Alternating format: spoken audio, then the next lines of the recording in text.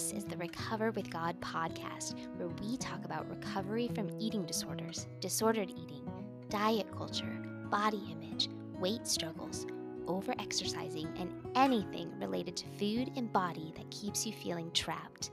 The enemy wants to distract us with these struggles, and that is why recovery with God is so important. This podcast will point you to God and the hope and freedom we have through Jesus, whether you're here for your own recovery or you want to help someone you know. So let's dive in and hear what God has to say through this episode of the Recover with God podcast.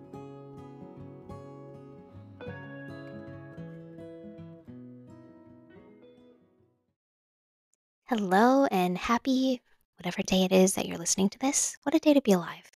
I am Jayme, host of the Recover with God podcast, and we are going extra deep today on spiritual truth, the science behind how our brains are wired, and how to break free from the strongholds and root causes of an eating disorder. We are also going to dive into chewing and spitting, which is a form of disordered eating that we haven't talked yet about on this podcast.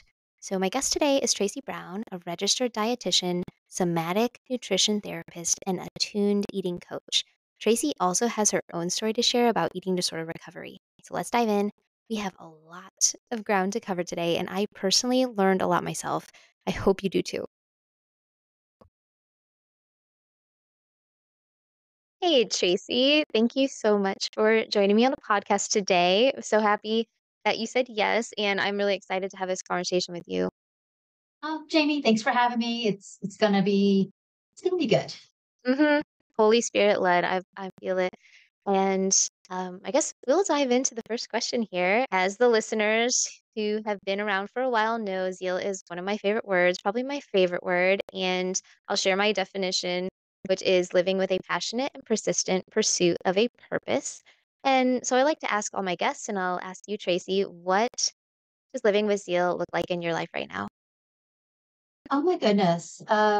I just feel really blessed to such a good question because uh, even in the lowest parts of my life, I felt like I've had, and it's just obviously from the Lord, just this passion for truth, Mm, whatever it is. So, obviously like the word, but also what's the truth about our circumstances? So sometimes we kind of believe in things, or we believe in things, but we have maybe behaviors that aren't congruent with that. And one of the ways that we can compassionately get ourselves kind of back on track sometimes is like, what's the truth? mm, Oh, this, I say that doesn't bother me, but my feelings say something different. Or I say I want this thing, but I'm not able to do it. And so, well, what is all the truth? And so that honestly keeps me going and has kept me going in recovery world land for myself personally and for my clients. And then even in the world where there's a lot of things being thrown at us all the time. for What's sure. what is the truth of the word say about it? Mm-hmm. That's the bottom line, and how are we going to navigate those discomforts? So that keeps me pretty jazzed most of the time. I don't get too down very often.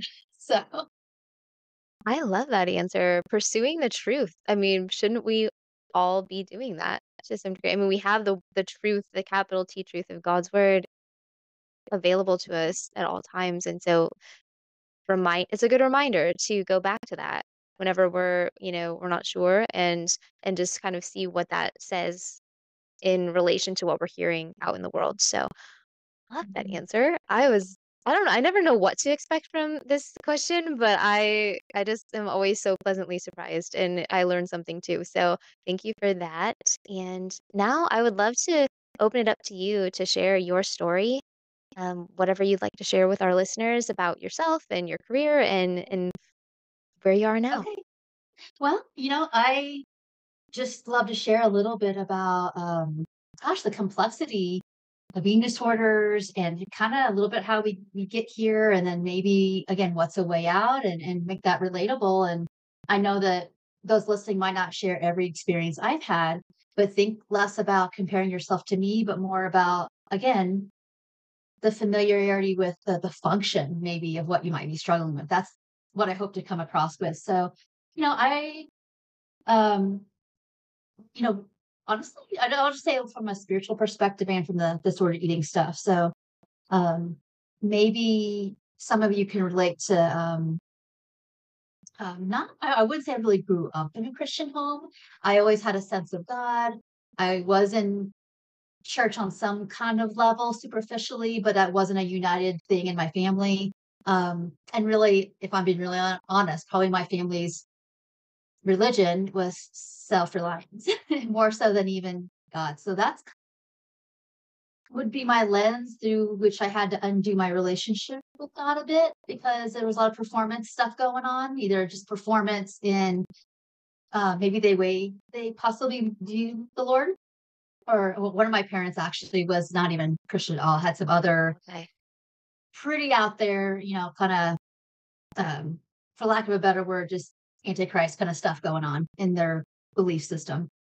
So very hard, mixed messages, whatever, but always look very moral. So that's a little bit of my background with that. And then I got born again in 2017. So Oh. just so y'all know, yeah, it's still wonderful and exciting. Mhm. Um, but from a disordered eating perspective, I mean, I'm sure people relate to this. So a lot of people, it's like, just grew up in a pretty typical Western culture background of, you know, um, that prejudice and worries about weight gain or worries about not losing weight. And I, grew up born in the 70s, grew up in the 80s. So it's like nobody had pretense about the fact that like, I think my body's not the right body to have. Mm. And but people crash dieted and didn't think it was a big deal. Like now it's not politically correct to say you diet, you're a healthy eater. Back then, nobody cared. Mm. We didn't That is pretend, which I love the truth around that. It's like, I just want to have a different body so I can feel less bad about myself or maybe get some affirmation from others. It's so performative, right? To earn sure. love and all that. And Mhm. I grew up around that was normal. So being a really highly sensitive kid, I picked up on it pretty quickly without it being directed at me. I have very vivid memories of like people trashing their own bodies, trashing people's bodies on TV, talking bad about other people's bodies when they're not in the room. And that's just being kind of normal and common. And look, I started to get this crazy existential dread of like, oh my gosh, I got to worry about that when I grow up because I'm not a man. I don't have a man's body. I'm a female.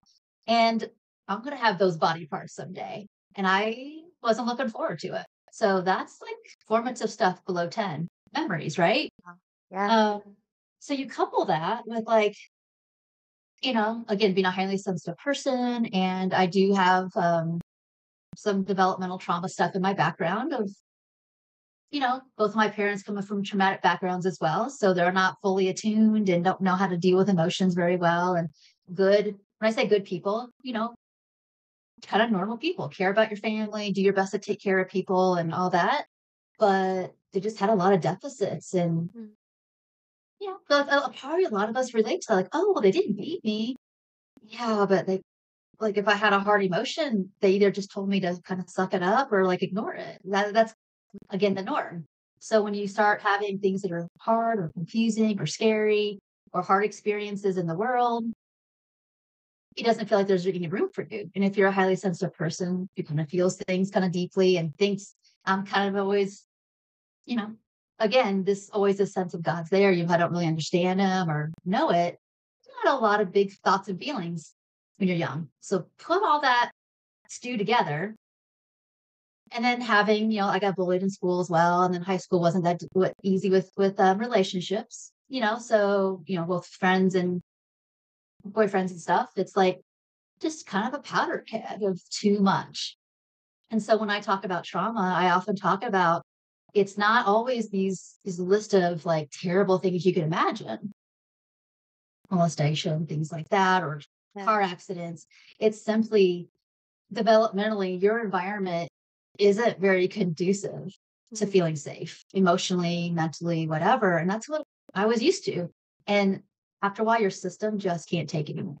So me being the kid, like, oh, be around people who diet, have some performance issue, trying to perform to earn, um, trying to always be a good person, without making mistakes, and all the highly criticalness that can either come from perfectionistic people avoiding their feelings, or spiritual environments, religious environments, whatever. It's not a big shock that I would develop an eating disorder in that kind of environment.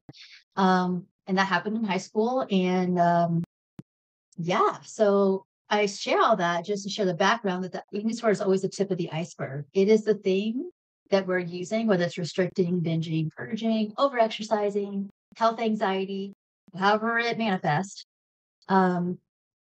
It's always kind of like this symptom. I don't know how to explain it. Basically, what's happening on your plate has been happening in your life a long time. The too Okay. much Yeah. and the not enough, right? So if we want to decode some of that, that's a good thing to start to think about with your own history, is like, how did I end up here and all this stuff? And how did I get hoodwinked? And it's like, well, you had to adapt to your circumstances somehow. And when some of the behaviors that you're adapting with also socially are kind of acceptable, like dieting or exercising, Yeah. you can go too far too really fast, especially when there's nobody actually that attuned to like when that you're not okay. Basically, you can make yourself look. I was really good at masking that I was okay when it wasn't a lot, most of my life, because I had learned from my environment that emotions are too much. We don't do that. Too uncomfortable. We have to be uncomfortable. We don't want that. So when I talk about in this time we have together, the too much and not enoughs, that's what I'm talking about. What was too much and what wasn't enough? So trauma is just this. You have to look at when things were the hardest, when symptoms started to emerge that tell us a lot about what was too much and what wasn't enough at that time in life. So I just give that little summary. Um, Yeah. by God's grace, I was, got to survive all that and did some treatment in my late teens and early 20s. Really, some really bad treatment, some pretty good treatment. And I don't want to go into the graphicness of the bad stuff because we want to speak on hope here, but just to validate Right. that sometimes it isn't good and either does nothing good or does more harm than good. And so I validate that to you all as well. I know it's scary to reach out for help sometimes when, you know, um, the circumstances aren't always ideal, but Lord often protects us to keep us going to get to a oasis. So just keep hoping that too. But one of the most important things that ended me up in this profession, I wasn't a person's like, oh, I can't wait to be a dietitian. And it's really common for people who have an eating disorder history to like go on to be a doctor, therapist, Yeah. dietitian, because, you don't want people to suffer so much. Mhm. That's one of the reasons people do things like that. Yeah. Yeah. That Um, personal experience. Yeah. And so, but actually, what got me into being a dietitian was the first, again, this was just gift from God to be able to be in a little bitty tiny area where I grew up. Like my town was like 900 people. The Ooh. town with the closest amount of people, 30 minutes away, was had 30,000 people. There was one private practice dietitian in this place in 1996. And Oh, guess wow. what? Her approach was non diet. I mean, that's just not, it gives me goosebumps to think about how Yeah. just a blessing that was. And it all made sense to me because I recognized like I got myself in trouble by ignoring my body cues. I can kind of put that together. I got here because of dieting and I was a really good dieter and almost killed me. And binging happened because I was starving, not because I felt addicted to food at Mm. all. But I had so much bad stuff from like culture in my head and my growing up that I started to believe the lies that, good food, bad food, all that kind of stuff. Mhm. And she just helped me like, again, truth. It's like, hey, this is how the body functions. I know there's a difference between what you want to weigh and what your body wants to weigh. And let's talk about that incongruence. And why do you want to weigh what you think you should weigh? And it's Mm. not about health. It was always about how can I take up less space? How can I not have needs? Mm. It always had a deeper meaning than just like, oh, I just want to be thin. Because that's what it never was about that. It seems like that's what it's about. And you hear lies in your head, that's what it's about. But really, we want what we think thinness promises Mm. acceptability, not being criticized. And I desperately just like, I need a break from criticism in my life and Yeah. being perfect. And that's all it was about. And once I started Mm, to recognize bigger picture things, I was like, "Oh, okay." I could buy into like, yeah, food's not the threat. My body's not even the threat. Does my body contain a lot of stuff that feels like too much? Yeah, but I need to name these things separately from the mm, actual functioning of the body, how food actually works, um, and the science things would land for me after I'm like, "Ugh, I'm trying to use this to help this, and it's not good." It's like putting you know, a a square peg in a round hole. It's not going to help long term. yeah. It's going to help me feel less bad. So if I'm in like a lot of fight or flight, and I tell myself over and over again that if I just get thin, um, I'll feel better. Of course, my nervous system activation is going to come down. Mm, Is it a lie?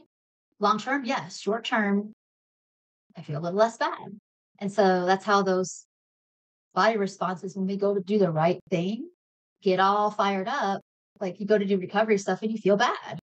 It's not because something bad's happening to you. It's because you're challenging those old threat response management systems, those lies, those behaviors that we think are going to help us, when really it's a short term shift in like awareness of our overwhelming feelings, basically. So I got that. It was amazing. And that's such a blessing, right? To learn those yeah. things, in that kind of way from a person.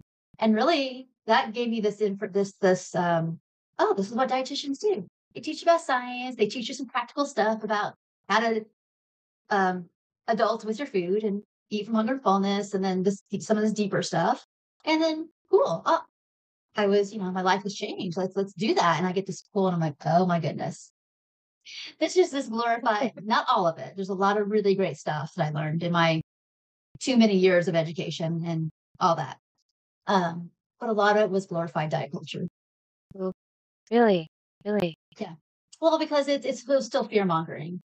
Mm, Like if you weigh this is going to happen to you, and that's your fault. And it was so limited in its scope of looking at holistic health, of like all your self care, not just your food and not just your weight or your movement, but like your relationship with something bigger. That's like that's your back. So you're not in this response all the time. Um, Again, your relationships, purpose, like even where you live, if it's safe or not. We don't talk about those things. We talk about like if you look like this because you're doing something wrong and you need to be fixed. And I'm like, hold the phone here. This is damaging and I'm not doing it. And so I got my degree. You get in so deep sometimes. They're like, all right, yeah. let's just get this done. And either I got a degree now. So either I'm going to figure out a different way to help people and get back to where I learned years ago when I was Yeah. in recovery, or I'm going to have to do something different. Okay. Mm, As simple as that. But fortunately, because somebody else had done it, I go, well, somebody else has already done it. I can do it too. And to set off on this journey to learn how to be a non-diet dietitian and counsel people and do the deeper work. So it's not just like, here's your meal plan, have a nice day, or saying the obvious things to people like, well, binging not great for you or restricting not great for you. That's not helpful. mm, You need to yeah. build a relationship, a safe relationship to be able to talk about these things that are really kind of internal and secret and you feel bad about, and doing it in a way, well, that makes sense. Of course you're Mm, doing that. Is that ideal? No, but it's got to function, because it's yeah. really hard to move forward if you're hating your body and you think it's okay to hate your body to get the right body somebody's neat to you.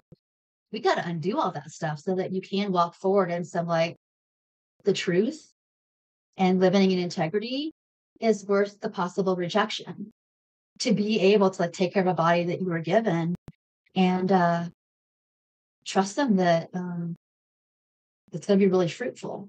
But if your lived experience is like, oh, well, my normal body got me criticized, we got to kind of unblend now time resources and maybe even belief in the Lord that you have from the past times where you didn't have the maturity to cry out to him, to like say what you need to say, even if people don't like it.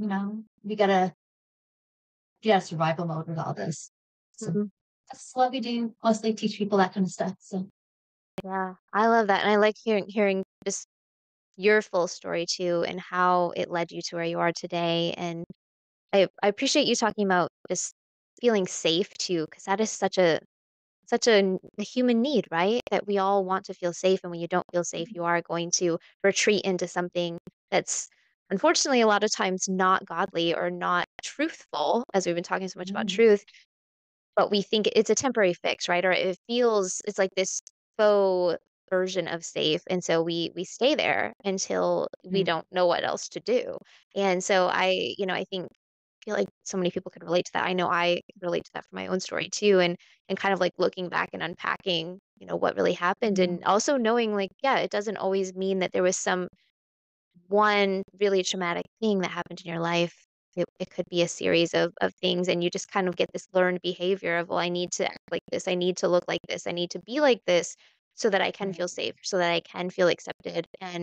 Um, and I love that you brought into the science of it, because that's something that really resonated with me too when I recovered. I was reading this book, and it was kind of just talking about, well, when you restrict, restrict, restrict, of course your body is going to want food. It's going to want it's going to wonder, when am I going to eat again? And and it's going to just want you to kind of stockpile food, just knowing that you're not always giving your body what it needs. And so I don't know, just a lot of different science things stuck out to me in my own recovery, and I'm not even a science person, so I really just appreciate that you bringing that up too. Because for anyone listening, even if science is not like your subject, just kind of knowing, well, that's really interesting. That's like how my body truly works and what it needs to do to thrive and heal and all of that. So, um, yeah, I think it's just very interesting, and I'm so glad that today the non-diet dietitians and like the no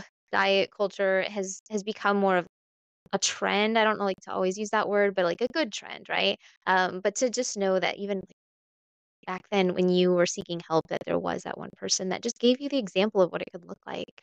Um, did you end up going back and talking to that dietitian that you saw when you were kind of forming your Oh, own practice? yeah. So Yeah, I lost track of her when I kind of moved away and I tried to keep track with her. But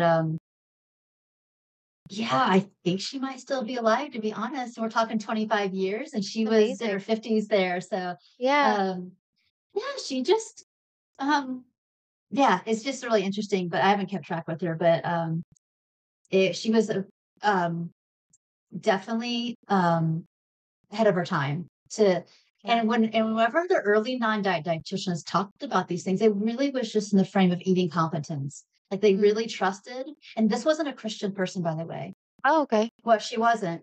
Yeah. However, as Christians, this should be even more self-evident to us. Mm. God created all this nature that knows how to run. He put Yeah. in the mechanisms for like seasons to happen, and let's see if he wants to interrupt that in some kind of way. He put us to like the naturally because babies naturally know how to like root around for food. Mm. Toddlers know to like, I don't like this, I need this. When you see kind of toddlers eating in food jags, their bodies know what they need depending on what needs there are in their growth stage. Don't put that in babies who have no comprehension. Toddlers who couldn't tell you the difference between they don't need nutrition facts. Their body tells them what to do. If we provide the environment that's calm and relatively safe and gives them lots of options without like all the pressure, they're going to eat a big variety of food just fine. Even so-called picky eaters without a lot of anxiety from us and from the adults. Kids only get eating problems when there's anxiety and pressure from the outside, typically. Interesting. They can feel it. You Yeah. don't have to say it. They know it. They feel it because we all have Mm. nervous systems that pick up what's happening in the environment. That's just, again, another gift from the Lord is like, Yeah. am I safe or is there a threat? And I put in food and am I hungry and I'm full? Does that work? Does that not work? You don't even have to care about science to just observe. This is a commonality in human beings. So it's created in us to be competent eaters. We get off track when we get interfered with. Mm. So even as a lot of people I work with get very, very food interfered with, they get withheld, they get shamed. I mean, very early ages, they don't really even have a foundation of normal, quote unquote, competent eating. Yeah. But that can get screwed up just like me, where it's like I was just around a bunch of people who were negative about their bodies. And over time, my body trust got eroded. And nobody told me, boo, different about you should eat less or don't eat that. Um, you know, my mom made normal quote unquote, like all the food groups kind of meals and she cooked all the time. But when she was on a diet, she just ate differently from us. So it's like she never pressured us, but I observed this.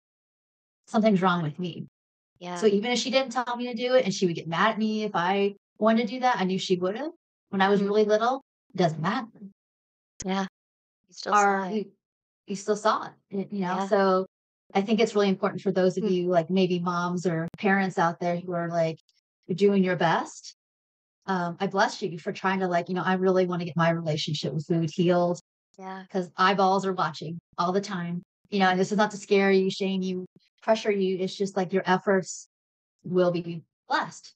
It will help. It will be protective for them. So, you know, Yeah. No, that's anyway, so interesting about that. Yeah, just even thinking about the anxiety before you're even old enough to put a name to what that is, what anxiety even is, or even like you said, even knowing what's normal. You think, well, this is my normal because this is the only thing I know. Oh, it's right.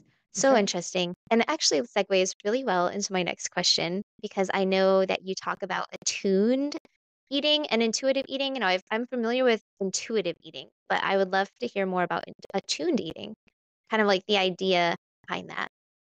Okay. Well, I just kind of give a different name because a lot of times people will come to me like, I don't really feel like this is very intuitive. Probably Okay. because of the example we just talked about. Like, all I've ever done is worry about food. It's not intuitive for Mm, me to like, when I want a brownie to eat it, it's like I'm trained to like, oh, I'm bad for wanting a brownie, or if I eat the brownie, I better eat a tiny piece, or oh, I'm gonna do it on a diet tomorrow. Let's have 10 brownies. That's what is mm. the default. So I kind of like, well, let's call it something else then, basically. Oh, I love I also that. I love the word attuned because Yeah. like I'm paying attention. It's to me, it's like I'm just paying attention. Okay. What's really happening inside? Well, I really feel healthy. I'm like, okay, I don't think I have actual sensations of health when I eat a piece of broccoli. When I was dieting, I had emotions around my eating broccoli. Oh, I'm so good too. It wasn't physical sensations of my body being satisfied. It was just my emotions. So learning how to differentiate between I'm eating this food and I feel a certain kind of level of fullness. And then I observe in 3 hours that I'm hungry again. Okay, that's good observational skills. And this is how you learn how to eat from hunger and fullness again. You just Yeah. notice, you eat, you notice, you eat, you notice. What's the feedback? And then learn to differentiate between you eat something and you're like, not the sigh of like satisfaction, but like this body maybe relief in your shoulders that like, oof, like I didn't eat so much sugar today. That's not your body saying it's happy and relieved. It's your soul. That's your soul. And its wounds talking. It's not your Mm, body. That's not your physiological body being okay. So when I look at people's like food, we go through a day, I'll say, you know, which we're looking at physical hunger and fullness, and we're looking at emotional hunger and fullness. mm. And some people like write down some things, and it's like, I'll just give a simple example. Here's a cheese stick. Like, oh, I'm so full. I'm like, well, what are you full of? Because it ain't cheese.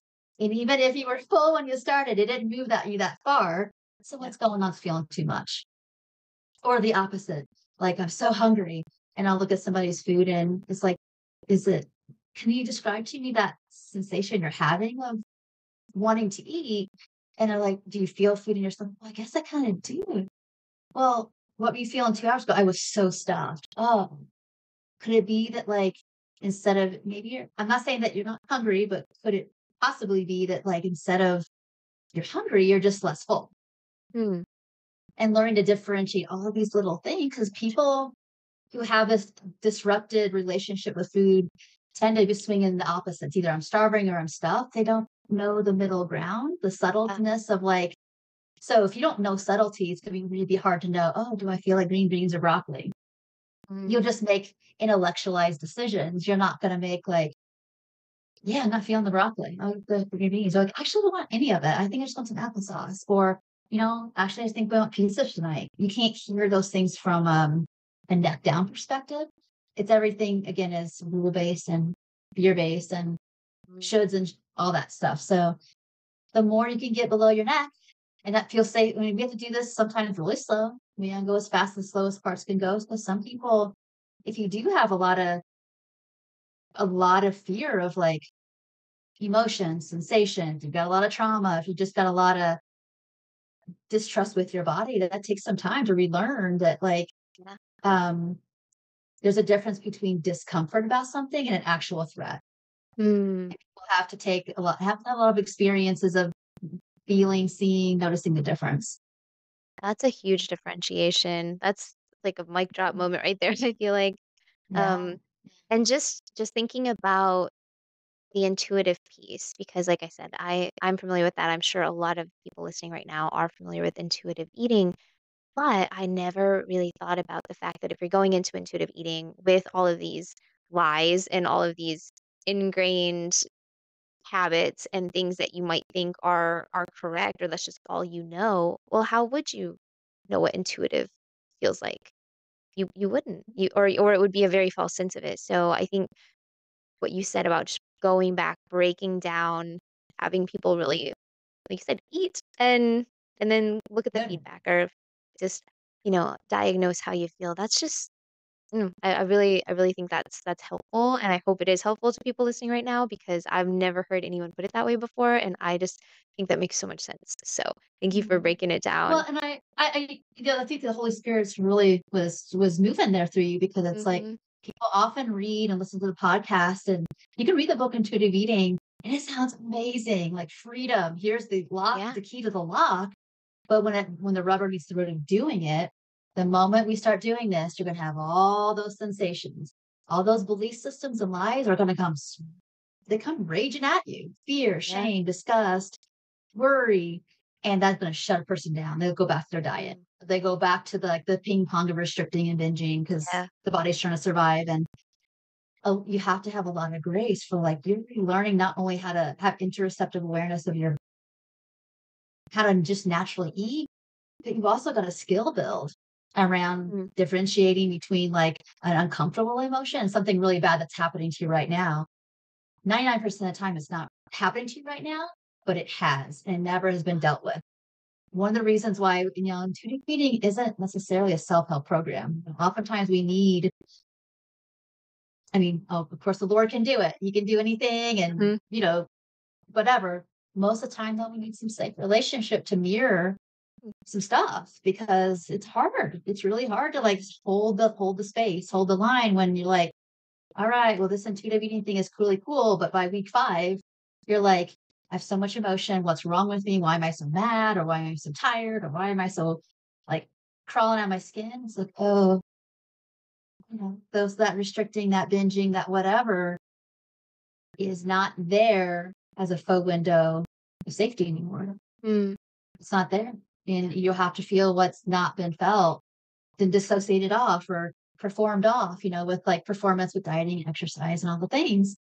And it's a lot. And that's why you got to go with the pace you can handle and you got to have a lot of grace and recognizing it's a process. And Western culture, Christian women are very programmed, just like Western culture, non Christian women, to like, give me a program. Let's keep this all intellectualized. Yeah. And they really struggle with this embodied process. You cannot think your way out of this. You're going to have to like be in this body to get where you want to go. And that's hard because that's just not the way Western culture is. We're very, give me a plan, tell me what to do, Mhm. and then I'll be fixed. Right. I don't have to be uncomfortable. It's like, it ain't going to happen. Doesn't work that way, and I think too, it's so easy to think when something feels hard that you're failing, That's right. but that's you have to go through the hard thing to actually succeed and to actually make progress and change, and so, for anyone listening too, if you're like, "I've tried this, I've done that, it's so hard, I don't like sitting with those emotions," it's supposed to be hard. That's not You're not doing it wrong, that's how I always like to Yeah. look at it. Let's call So, it, Jamie, let's call it clean pain. I like that, Let's clean call pain. this like pain or pain with a purpose. There is Ooh, going to be even better. discomfort. Yes, even Yeah, better. yeah, yeah. There's going to be discomfort. Mhm. And let ourselves be refined. That doesn't mean you're doing something wrong. I mean, it's one of those Yeah. things that he allows this because it's necessary. Um, less of you, more of him in you. Yep, it's the refining process that, we hear about in the Bible, and refining is it's a painful thing, but it brings something beautiful, and so choosing to recover is a very hard choice in itself, and then actually doing the active recovery is even harder.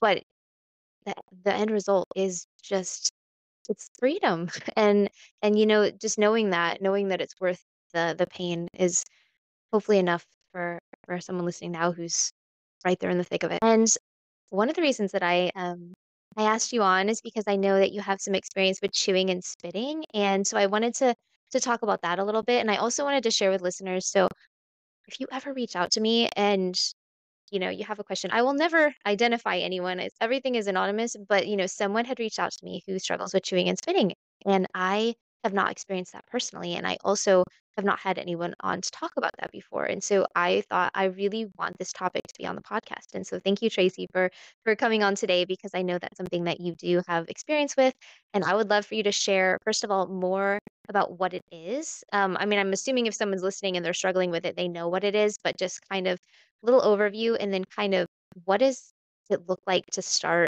recovery from chewing and spitting? Oh, Because yeah. that's not really a traditional eating disorder.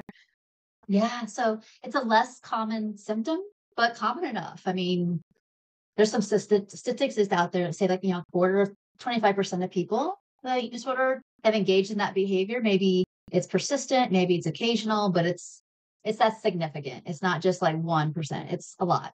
Yeah. So if anybody's thinking that never happened to me, well, it's happened to lots of people.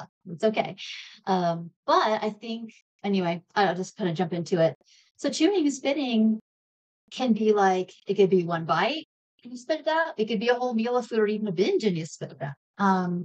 But the function of it typically, there's a bunch of functions. I'll just say the surface level things first and then the deeper Yeah. stuff. The functions are like, I want a taste of a brownie, but I feel like if I eat the brownie, I'll gain weight, let's say. Mm.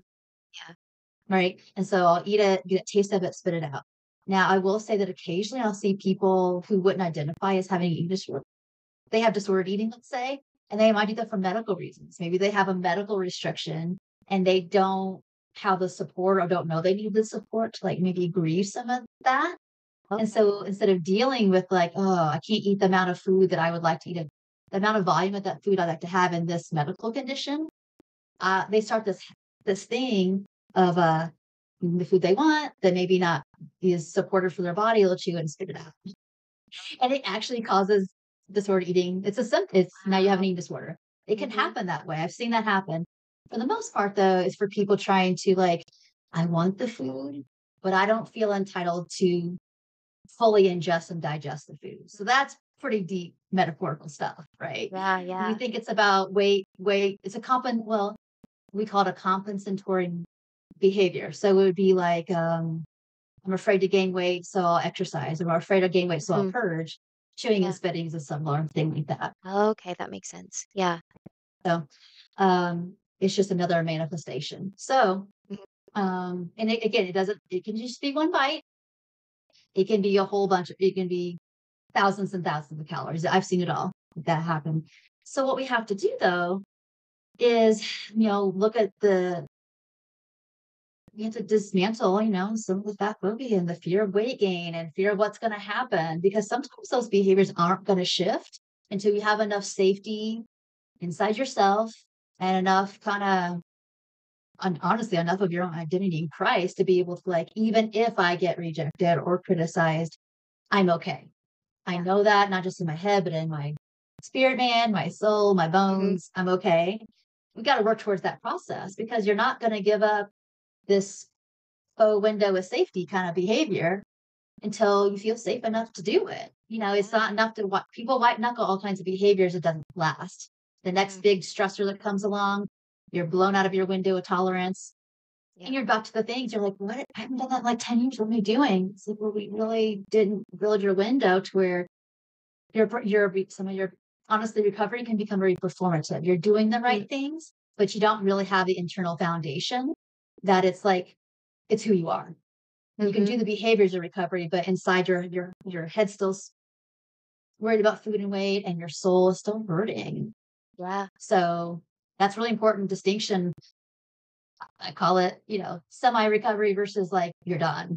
Hmm. So I you think know, that's important but too because for someone on the outside who maybe has a friend or a family member who's struggling and they think, "Oh, well, they're eating properly now and they're maybe gaining weight or their weight has gotten to what looks like a healthy place." That doesn't necessarily mean that they are recovered kind of internally on the inside. inside, There still yeah, could be so much going on. It's so much more than like the surface that we see. yeah. I was my sickest when I was most physically well, if that makes Mm, sense? When yeah, everybody was yeah, comfortable is where, like how all hell broke loose essentially. I felt like in my mind, yeah, so but people tend to like not think they're sick enough if they're not a low weight as yep, well. So those are all the little schemes of the enemy because of the marketing of what eating disorders are, right? So yep, another absolutely. thing, another deception out there. Yeah, so let me get back to the chewing and spitting. So it's a compensatory behavior and it also speaks to how a person might have learned over time to soothe. Hmm. So, Okay. yeah, because sometimes that's in there. And I'll give you an example. Again, all eating disorder behaviors are defensive or adapt. I call it either defensive or adaptive, however you want to word it. Strategies to deal again with that too much or not enough I talked about earlier. So Oh, if yeah. your body has a lot of like, again, fight, freeze, please kind of physical energy going on from unmet needs or from too much stress or trauma, that stuff doesn't just go away. Mm, So it just kind of gets stays stored away, the emotions and sensations of that. And over time, we have to adapt or defend ourselves against all that overwhelm. And when there's not an appropriate way to do that, not enough, like, oh, your environment says this is too, you're feeling too much, and there's not enough appropriate support, mm, then start to just adapt. That's what people do. It's just natural, right? yeah. So chewing and spitting could be that for some people. Mm, Or, restriction as a way of doing it, binging, over exercises, anxiety about health, anxiety about weight, whatever.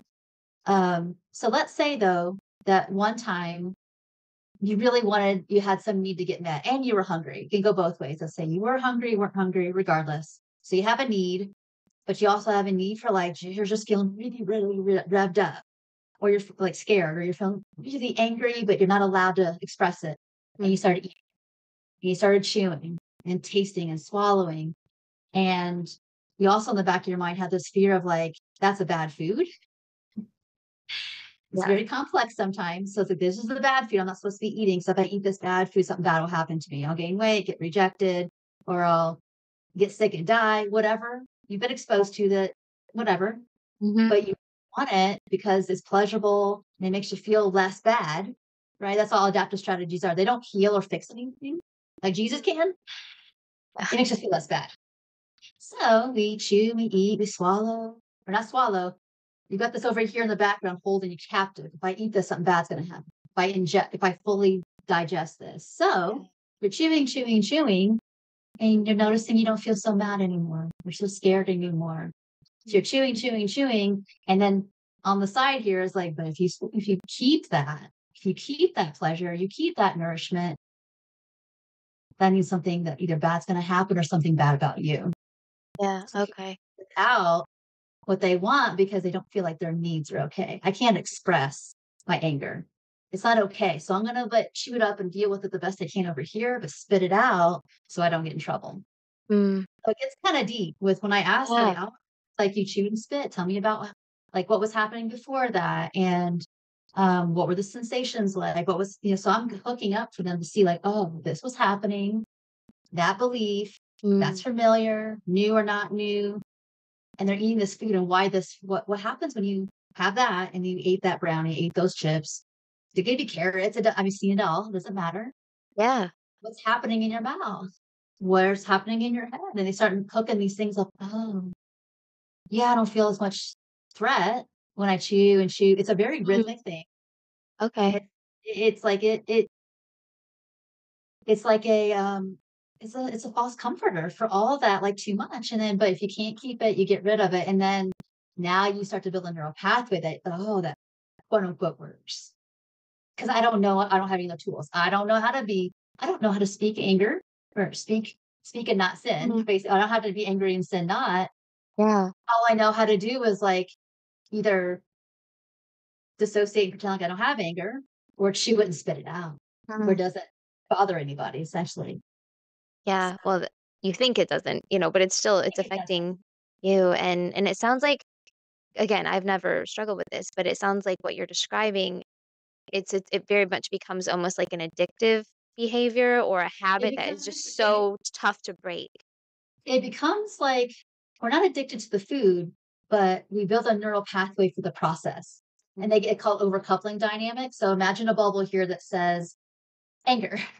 Yeah. And then another bubble comes in, shoot a brownie, and underneath that's relief. Mhm. So anger is associated with certain foods that help you have relief, faux relief. It's not real. It lasts 10 minutes. Yeah. And then you go about your life and you forgot about how angry you were and what it was about, and you go about the business of life. And then it feels addictive because the next time you get angry, you do the thing again. And you think that you're addicted to the brownie or the carrots or the chips. Like, no, no, no. This is the only process you have to know how to deal with your anger. That's legitimate, probably. Legitimate or not, it's real. You have it, and you don't. Now you have this thing, and the only way to kind of undo all that is to get clear about what the function of it is and start to build some skills. Like anger is a human emotion. God gets angry, so we're Yeah. in His image. We're gonna get angry sometimes, but it matters what we do with it to Mm. be pleasing to Him and to actually have good results from it.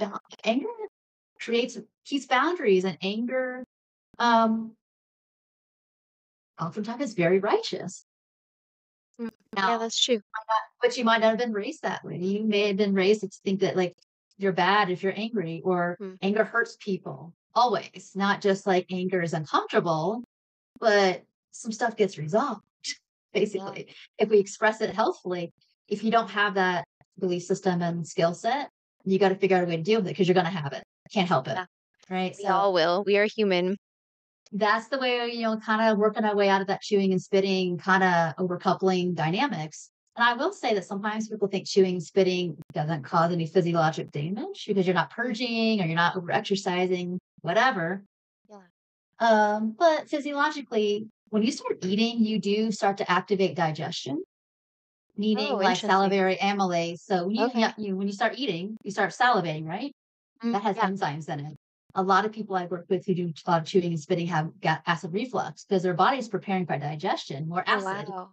and the food's not coming down. So they end up, why do I have such bad GERD? And it's like chewing and spitting every day can kind of do that. So Wow. another reason to maybe work on that process, or possibly people have a lot of sore jaws, and because Mm. sometimes it's not just a bite. Most time you're chewing and spitting, they might even be doing that a binge amount of food. That's subjective, but whatever that means, is you're gonna Yeah, get yeah. like sore teeth and gums and jaws sometimes. Yeah. And then metabolically, your body again is asking when you start chewing, the body is preparing to digest. So not just in your stomach, Oh, but wow. all the way down your tract, Yeah. move, and that can create some stress, create some Mm. cortisol secretion, all that kind of stuff too. So when people think there's no, that's fine. I'm not purging. It's fine. I'm like, this is what's happening all the way down your track and into your stress hormone production. So you don't really need cortisol unless you need to heal from an infection, inflammation, and Mm. or running from a tiger. That's a good thing. But your Well, body is perceiving that calories are coming in and you're not giving it to them. So now it's stressed out. God made our body so interesting. Like I said, I am not a science person, but when I hear things like this, I just go, wow. I mean, just the complexity and the intricacy of our bodies where we're you're going, to Yeah. chew and spit or, any type of, disordered eating or eating disorder, really going against like the natural way God created our bodies to function and how he wants us to thrive and, live Mhm. effectively and live where we actually feel good. And so that's just so interesting to me. So I appreciate you explaining it scientifically for especially for anyone else who doesn't know. Like I didn't yeah, I had no idea that when you take a bite of something, like your body's already preparing for what's next.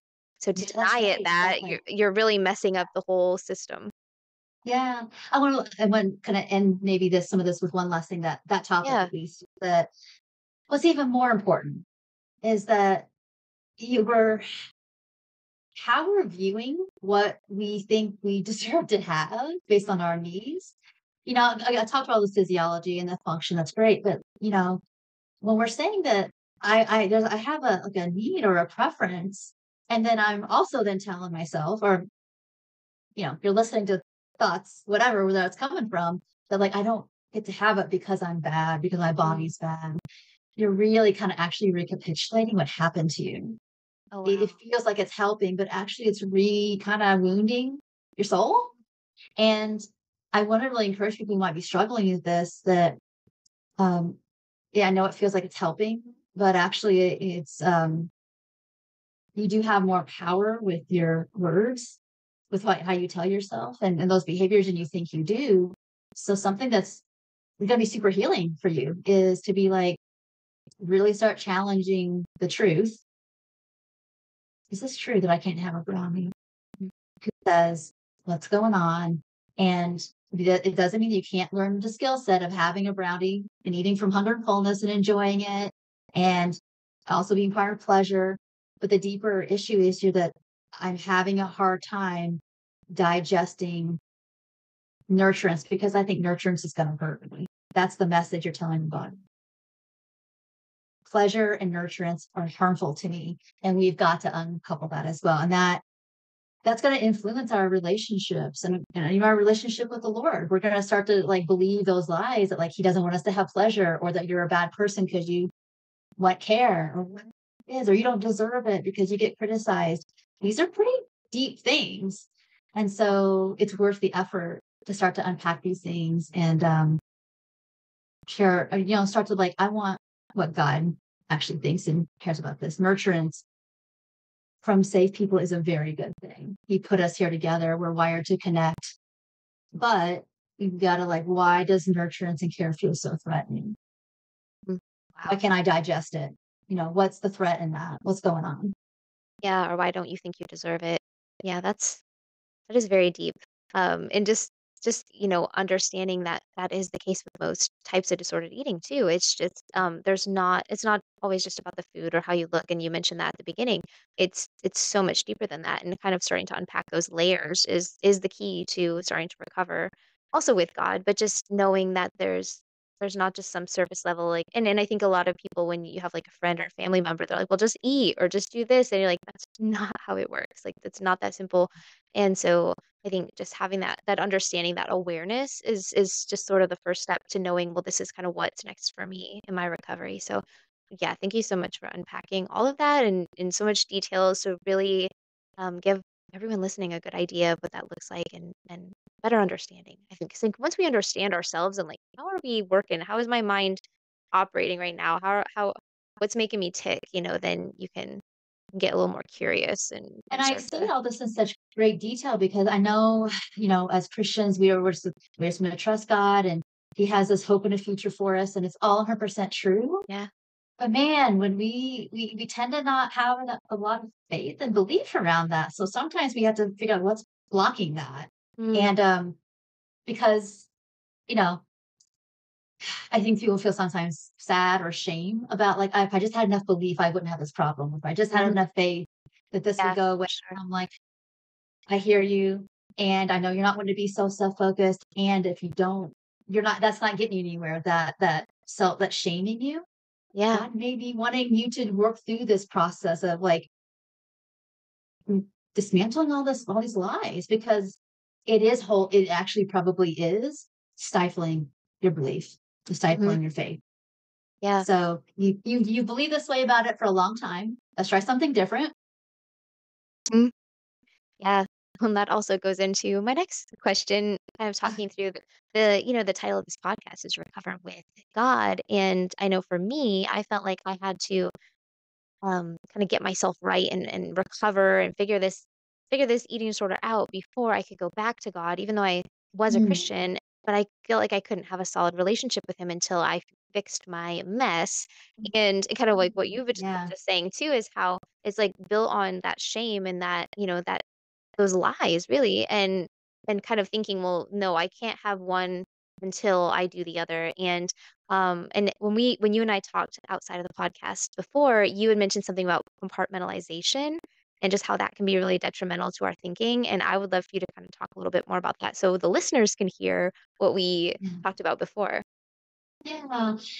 I don't, and I'm sure it's very personal to each person listening, but humans do have a kind of a habit of, for whatever reason, well, I guess I'll back myself up a bit.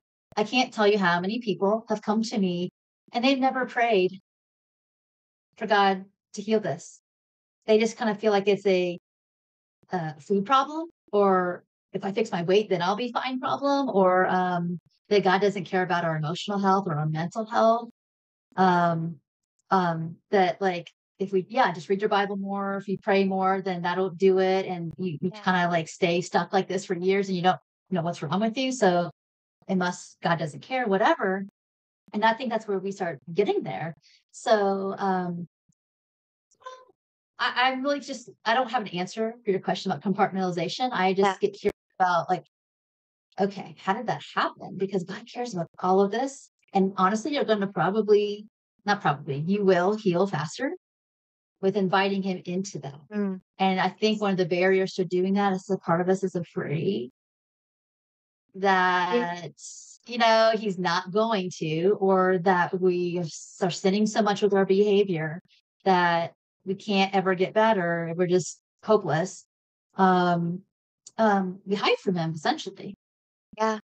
And, we got to look at like, you know, oftentimes when this happens too, is like either I'm afraid that he's mad at me and like, or, um, sometimes a part of me still wants to keep this because I don't Yeah. trust him yet. That's usually number two is the most time reason why we compartmentalize is I know if I pray this, he's going to ask me for some stuff. He might ask me to do some Yep. stuff And I don't and want to do. I don't want to do it. So it's like, Hmm. okay, but he is patient. He's not going to take it from you Yeah. because there's a cost. And doesn't mean that the cost or the what's on the other side is not worth it. But at this time, we don't have that hope. We don't know that yet, which is why I'm hoping podcasts and stuff like this you're doing help people say, oh my goodness, like the willingness is all he's asking for to like Mhm. just go as he's not going to rush you. No, Going as no. fast as the slowest parts of you can go. Hmm. Again, being truthful to him because he already knows anyway. Yep, yep. You can't lie to God, and if you do, it's just it's hurting your relationship with Him, and He wants our hearts and our honesty. So I think that's so important to distinguish, and yeah, just getting over that fear, and as you said, he's Mhm. gonna walk with us in our timeline, and everyone's timeline is different. The way someone else is recovering over here and the amount of time it's taking them is not gonna be the same as you. It's never gonna be the same for any person. So, not even comparing that as well. And God knows, like he individualizes our relationships, right? Like it's all Right. personal to him. So Yeah, yeah, exactly. I love that you said that because it's like, some of us come in with recovery with some church hurt, some of us are brand new. So maybe you've been in church 50 years, you're like, oh yeah, you're right. I didn't ever think about that. Every time I have a symptom, I just go to the doctor. And I'm yeah, not saying doctors are wrong or bad to go to, just like somebody like me. It's just that we didn't ask because it's just so separated. And I don't know too many churches that talk about wounds in our soul that much and how that no, impacts our health. And they do talk about it. It can be very um pretty legalistic. So it doesn't feel safe to even wonder about it because it's not mm-hmm, there, right? So there's a lot of yeah. reasons and they're all I hear them all and they're all healable.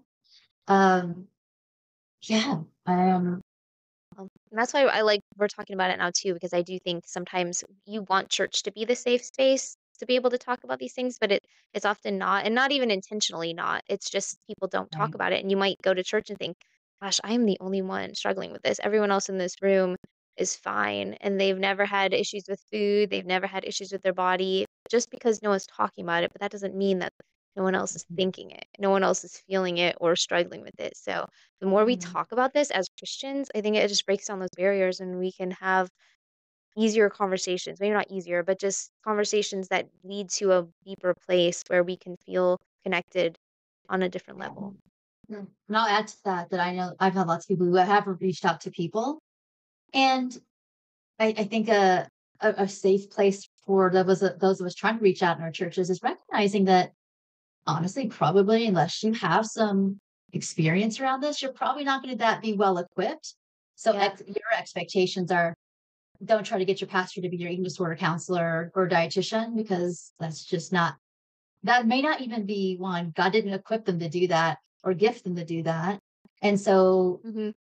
if feedback you're getting back feels this is not, you know, that it's like, oh, I don't think what they're telling me is actually gonna be that helpful, or is just Yeah. there's a lack of understanding. Just because that person has that position and they say a thing doesn't mean they're right and Yeah. doesn't mean you're So wrong. So true. I think it's really important to like, if you're having this unction to like, I don't know, but maybe I'm wrong because they're in charge. What do I know? Don't doubt Mhm. that you're being led to something that's not that.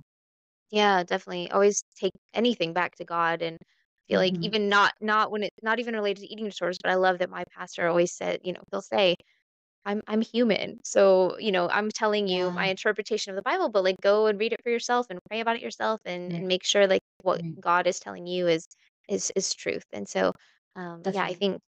I think that's really important to also acknowledge, like, yes, we want church to be a safe space, but I appreciate you saying that too, where just because you might feel comfortable enough talking about your eating disorder or your struggles doesn't mean that you're going to necessarily get the right answer from another person just because they're a believer. So yeah. Mhm. And then one other thing that you and I talked about in our previous conversation that really got me excited was kind of, you mentioned the opportunity to fulfill our assignment as Christians. And that just really stuck with me, about just kind of how we are each assigned something from God, right?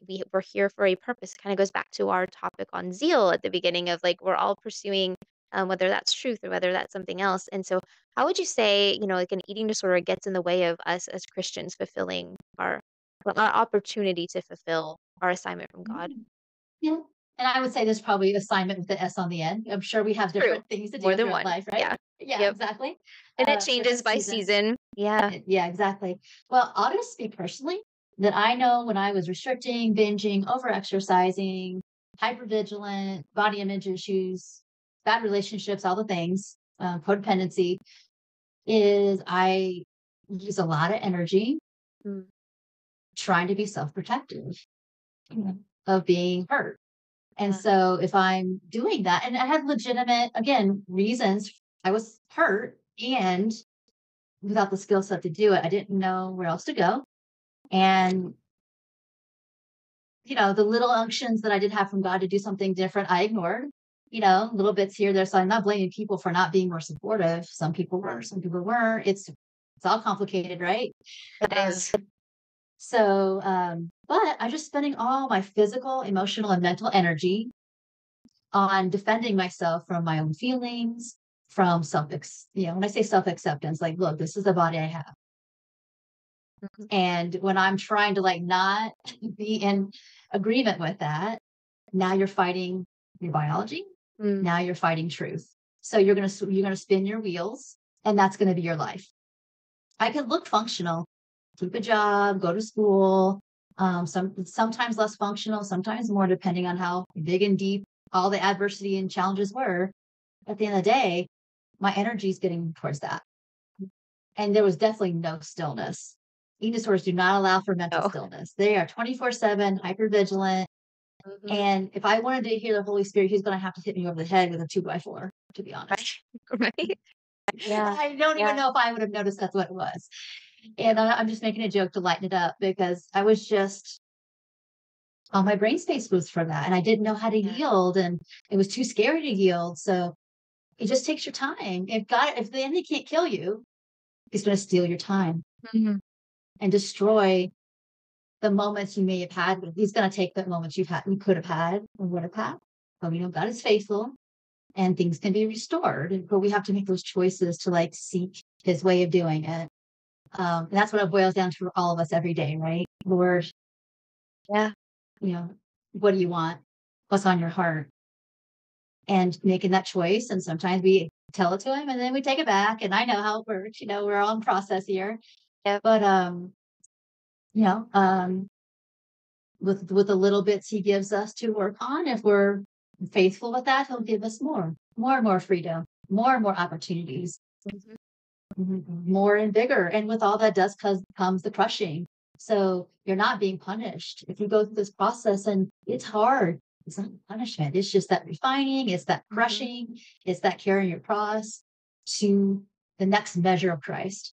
And then the next measure, and the next measure. And it's a process. We just don't, come out of the womb having it all figured out. We gotta all Nope. the stuff that we got plopped on us, our own mistakes. Yeah, that's probably part of why we're here is to walk this out so that others can see. Yeah. No, I definitely agree with that, and I think that, like, yeah, going back to the refining process, right? It's hard, but it's because something beautiful is going to come out of it for our own lives and yes, for lives of other people around us if we choose to be used. And I Yeah. think that is such an encouragement to anyone who might be struggling now and think, well, I can't focus on anything else but my eating disorder, and just knowing like that is truly what the enemy wants to happen. Like he's That's right. happy. He's happy when that's all you're focusing on. And so just knowing that God does have more for us and he wants to be there for us to help us walk it out. So well, thank you so much, Tracy, for all of your wisdom and your personal experience and going through the science, going through the psychology of all of this. It's so helpful, I think, to see the um different aspects of how an eating disorder can affect our whole entire lives. Each, not just physical, not just mental, spiritual, like how it affects us holistically. And do you have any final encouragement or any final things maybe we didn't touch on that you want to just share with someone who might be listening and struggling now? Mhm.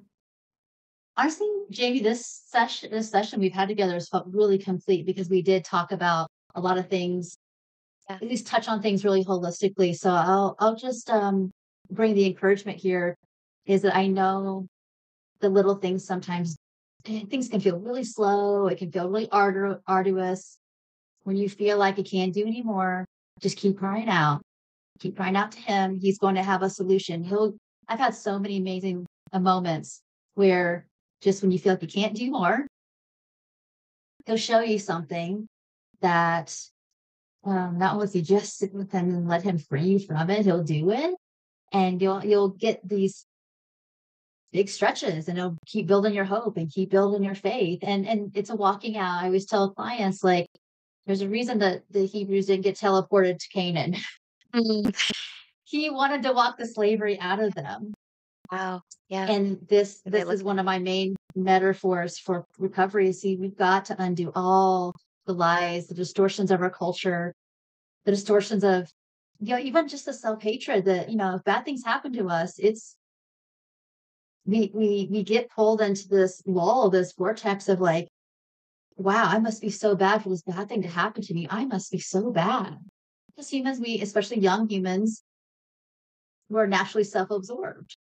Yeah. Oh, if I must not be very lovable because they called me fat. Oh, I must not be very lovable because my mom, I said I wanted some seconds and she shamed me for it. Or we blame ourselves. So Yeah. God wants us to walk that out, that wasn't true. Your needs weren't too much. You weren't too much. That bad thing happened to you. You didn't cause it, but sometimes it takes hundreds or thousands of experience with the Lord, with a safe person to like actually build that neural biology in your system, like basically restore your soul, renew your mind. And so that's why this is such a process. That's why a program won't fix it. It's like you're grabbing a lie one at a time and shining the light of truth on it. So I just hope that stays the truth and encouragement. Yeah. No, that reminds me of when I was sick in my recovery and I just realized I have to tell myself the truth even when I don't believe it. Because if That's right. I don't tell myself the truth because I don't believe it, I'm never going to believe it. But the more we hear the truth, the more we hear the same thing, that Right. we're gonna believe what we hear the most. And so I was like, I have to tell myself this truth of God, even when it doesn't feel right to me, even when I'd rather go the other way, and then just keep doing that. And yeah, it's a process. So just that's a great encouragement, I hope, for anyone listening, just to keep going, just to not give up, because the road may feel really long, but it's doesn't mean you're doing it wrong. Like, it's definitely just not a quick fix, and God is here to help us every step of the way. Mm. Yeah. Now I would love for you to share how listeners can get in touch with you. Do you have any resources that are available? Just all the ways that Mm. they can connect. Absolutely. So I have a couple websites. One is tracybrownrd.com. And on that one, you'll see, I've had that one open very, very long time. So there's lots and lots of blog posts, lots of Great. resources there. Um, and the accompanying Facebook page and Instagram and YouTube channel. So I do a lot of God gave me talking gift, right? So I kind of do videos a lot to teach and share Nice. and encourage. So Yeah. that's all people. Okay. Um, and then on I do have a website called Heal by the Word, Okay. and it's just got more biblical resources on it, not a lot of like Ooh, I love extra that. blogs and stuff like that. So I kind of use both, honestly, Okay. because one got started like I don't know, 12 years ago. Well, actually longer than that. And then the other one's a little newer because it's like honestly, I didn't want to crash this one. So I kind of did I get something that. separate. And Mhm. it's two places for resources Okay. that people can get access to. And there's lots of free gifts on there, both of them. And Okay. um, yeah, that's how they can find out about us, reach out, whatever. So Well, I'll put all of that in the show notes, and I love that you have, yeah, the biblical resources as well, because that just ties in with everything we talked about, because it all just really yeah. goes back to God and our relationship with Him. So thank you so much for chatting today, Tracy. I just feel like we covered so much. Like you said, it was just kind of like the perfect, like, well-rounded conversation that I'm just praying that those people listening right now are they gleaned something, right? Whether it was the whole thing, the whole conversation was meaningful, or just even one little sentence that you shared might just have really stuck out to them and help them in their recovery today. So thank you so much for your time, and yeah, just really grateful for you. Well, thank you for having me. I appreciate you and everyone else listening. And yeah, it's a blessing to be here. And I pray that people are blessed by hearing hopefully some word, and hopefully you and I were just vessels to share some things that were helpful. That's all that God asks us to be, right? Just to be the resource and point people to Him. So, all right, thank you. Thank you.